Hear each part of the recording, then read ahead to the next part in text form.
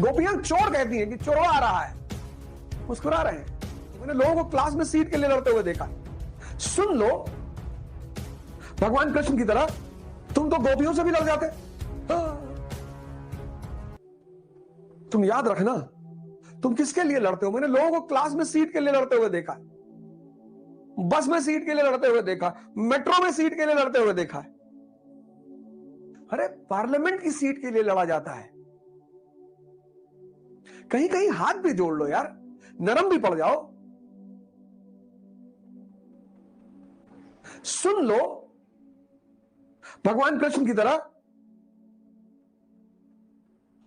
गोपियां चोर कहती हैं कि चोरवा आ रहा है, मुस्कुरा रहे हैं। शिशुपाल को ठोक दिया। तुम तो गोपियों से भी लड़ जाते। प्रधान थे हम, हमारे बाबा वीडियो के लड़के हैं, हमारे चाचा विधायक थे, हमारे घर में सन 70 में ट्रैक्टर था, हाँ परनानक घर में हाथी थी। अबे तुम्हारे घर में कुत्ता नहीं है, तुम जो है परनानक को हाथी बता रहे हो।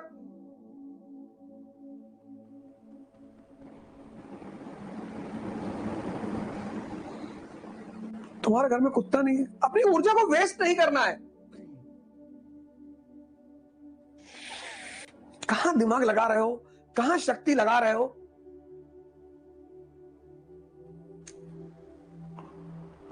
जहां दिमाग वहां तुम्हारी शक्ति। चित्त के पीछे चैतन्य चलता है। यह सूत्र याद रखिएगा, बड़ा जबरदस्त सूत्र है।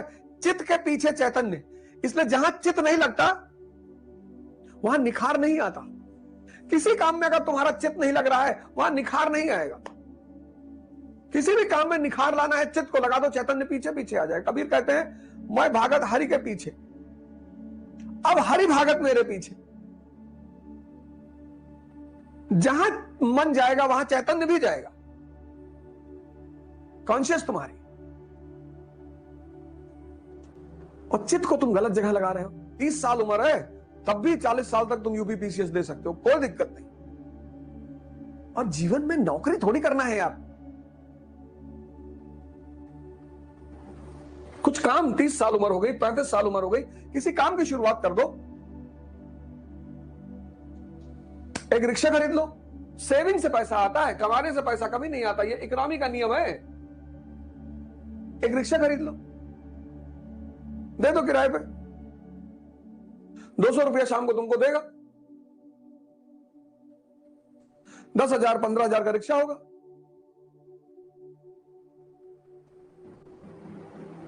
₹100 इसमें से डेली तुम अपना सेव कर लो। महीने का हो गया 3,000, साल का हो गया 36,000।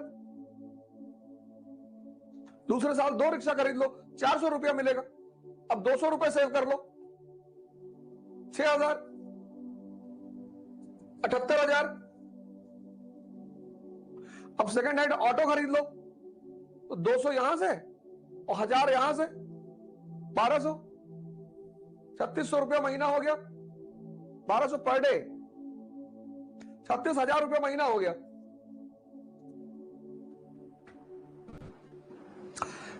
स्विफ्ट डिजायर खरीद लो,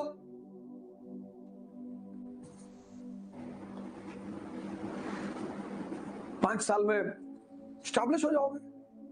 किसी को भी स्टैब्लिश होने में मिनिमम 5 साल लगता है। कुछ स्किल सीख लो। रो क्यों रहे हो यार। और ये जितने लोग कहते हैं हम गरीब बच्चों को पढ़ाएंगे, गरीब बच्चों को पढ़ाएंगे, कोई गरीब थोड़ी है, पैसा नहीं है। गरीब मतलब कैंसर का पेशेंट, मधुमेह, डायबिटीज का पेशेंट, ये सब गरीब हैं। आप 6 महीने हमारे साथ काम करो, शेड्यूल बनाओ, डिसिप्लिन बनाओ, समझो चीजों को। देखो आप समझ रहे हो चीजों को। समझ का विकास करना है, समझ का, रटना नहीं है। शिक्षा का काम है दिमाग को जिंदा करना। मैं बार बार ये बोलता हूं, शिक्षा नौकरी के लिए नहीं है। Education is not for earning, education is for learning. उस सीखने के बाद तुम उससे अर्न कर सकते हो। यही तो कॉन्सेप्ट उल्टा उल्टा हो गया, सब परसेंटेज के पीछे भागे जा रहे हैं।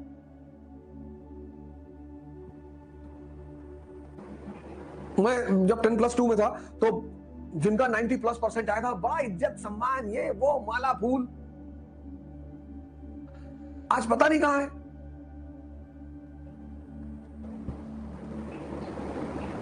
परसेंटेज से थोड़ी दुनिया चलती है, समझ से चलती है। परसेंटेज अच्छा है, अच्छी बात है, बड़ी अच्छी बात है, वो भी अच्छी बात है, वो बुरा नहीं। ऐसा नहीं किसी का 90% आ गया तो बुरा है, लेकिन परसेंटेज के साथ समझ जरूरी है, साहस जरूरी है। जिंदगी डेली एक चुनौती है, परसेंटेज से हैंडल करोगे, साहस से, समझदारी से। चुनौतियां परसेंटेज से हैंडल नहीं होती, चुनौतियां साहस और समझदारी से हैंडल होती है। तो 99% आके कॉलेज तो मिल गया, जिंदगी खो गई। इसीलिए तो मीडियोकर लोग, एवरेज लोग तुम पर, हम पर शासन कर रहे हैं, क्योंकि इनके पास परसेंटेज भले नहीं था, साहस और समझ इन्होंने पैदा कर ली। फिर जिसने ज्यादा पढ़ लिया वो डरपोक हो ही गया। ये मीडियोकर और एवरेज लोग भारत में क्यों शासन कर रहे हैं? क्योंकि मेजॉरिटी परसेंटेज की तरफ भाग गया। उसने साहस और समझदारी को निगलेक्ट कर दिया कि नहीं चाहिए। भगत सिंह का परसेंटेज पता है किसी को? उनको सारी दुनिया उनके साहस के लिए जानती है। शिवाजी का परसेंटेज पता है, राणा प्रताप का परसेंटेज पता है, लेकिन सुभाष चंद्र बोस का परसेंटेज भी अच्छा है, वो ज्यादा महान है। इसीलिए मैं ये नहीं कह रहा हूं कि परसेंटेज बुरा है। परसेंटेज के साथ एक चीज पर और ध्यान देना चाहिए, साहस और समझदारी पर। क्योंकि जीवन की चुनौतियां परसेंटेज से नहीं हल होती, जीवन की चुनौतियां साहस और समझदारी से हल होती। दिशा, डायरेक्शन। बस दुनिया में एक ही चीज चाहिए, डायरेक्शन। बहुत लोग हमको मैसेज करते थे, सर डायरेक्शन नहीं मिल रहा। मैंने कहा ठीक है यार, अब एक कार्यक्रम शुरू करेंगे, सबको डायरेक्शन देंगे, टेंशन की जरूरत ही नहीं। दिशा, इस प्रोग्राम का जो उद्देश्य है पहले दिन से वो यही है, एक तो तुम डिसिप्लिन हो जाओ, दूसरी तुमको दिशा मिल जाए। सबसे बड़ी चीज इस प्रोग्राम का जो उद्देश्य है वो है D², डिसिप्लिन एंड डायरेक्शन। देखो,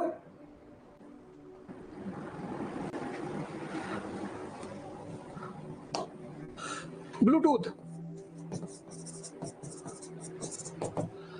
डिसिप्लिन प्लस डायरेक्शन।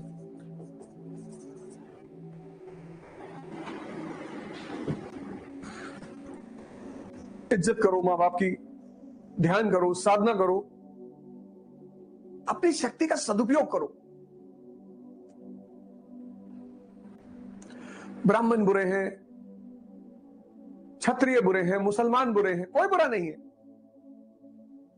नहीं भैया ब्राह्मण बुरे हैं, उन्होंने शूद्रों के कान में शीशा डाल दिया था। वाल्मीकि जी को तो नहीं डाला। नहीं, वाल्मीकि जी को तो अच्छा चलो, वो पहाड़ में अंदर बैठे थे। अच्छा, लड़ी महाशय के पास, लड़ी महाशय बड़े फेमस संत हुए। तो भगवान दास करके एक शूद्र जो है उनकी सभा में आता था, उसको अपनी गद्दी पे बैठाते थे। पढ़ लेना आज, लहड़ी महाशय और भगवान दास।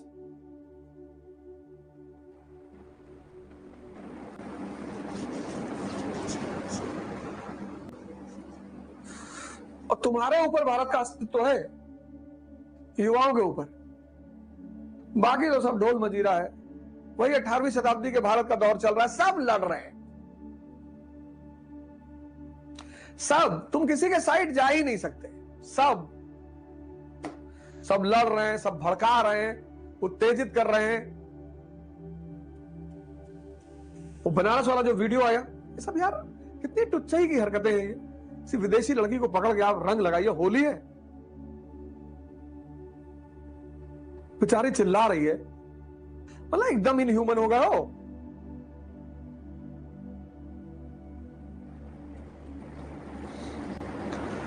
भगवान कृष्ण थे, उनके बेटे बदतमीज निकल गए थे, खानदान खत्म हो गया, भगवान नहीं बचा पाए, भगवान नहीं बचा पाए। भगवान, जो समाज, जो राष्ट्र, तो बहुसंख्यक लोग बदतमीजी के रास्ते पे चलने लगते हैं, उनको कोई बचा नहीं पाता है। बहुत सारे तो कोचिंग भी कर चुके होंगे, उसमें कोचिंग की गलती नहीं है, तुम्हारी गलती है, तुमने चित लगाया ही नहीं। बुरा जो देखन मैं चला, बुरा न मिलिया कोई, जो दिल खोजू अपना, मुझसे बुरा न कोई। दूसरे की गलती होती ही नहीं। अब अखंडानंद त्रिपाठी को अगर मिर्जापुर के चौराहे पे कोई तमाचे से मारता, मौर्य जी मारते, तो अखंडानंद का दबदबा बनता।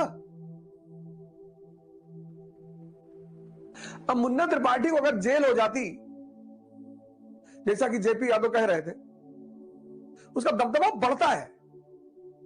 जेपी यादव आके उसको धमकी देते हैं, जेपी यादव के भाई सीएम है।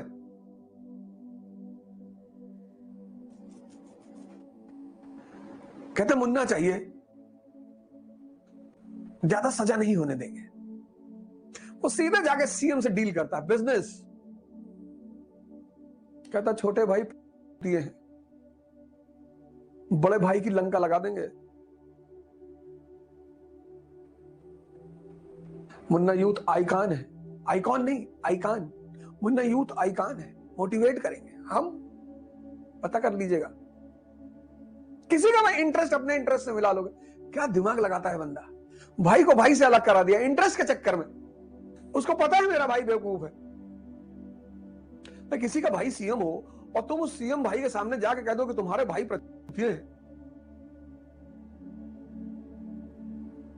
इसीलिए तो मैं तुमसे कहता हूं कि दुनिया में दो ही लॉबी है, एक एरिस्टोक्रेसी, ये हर बात को समझती है कि लड़ना है किसके लिए, इंटरेस्ट के लिए, और एक कॉमन पीपल, इसको भी लड़ना है, आम आदमी, इसको भी लड़ना है, इमोशन के लिए। भैया हमारी जाति, जाति भैया, जाति हमारी भैया, धर्म हमारा भैया, हमारा क्षेत्र भैया। इसीलिए तो उसको कुछ नहीं मिलता जीवन भर। ये 2% है, बस इनके पास समझदारी है। इसलिए मैं तुमसे बार बार कहता हूं कि समझदारी का विकास करो। अखंडानंद त्रिपाठी, ब्राह्मण की शादी यादव की बेटी से मिर्जापुर में हो रही है, इंटरेस्ट। अब उसका बेटा अगर बंद हो गया होता तो उसकी ग्लोरी खत्म हो जाती कि नहीं हो जाती। फिर वो सारा दबदबा, फिर सारा धंधा, सारा बिजनेस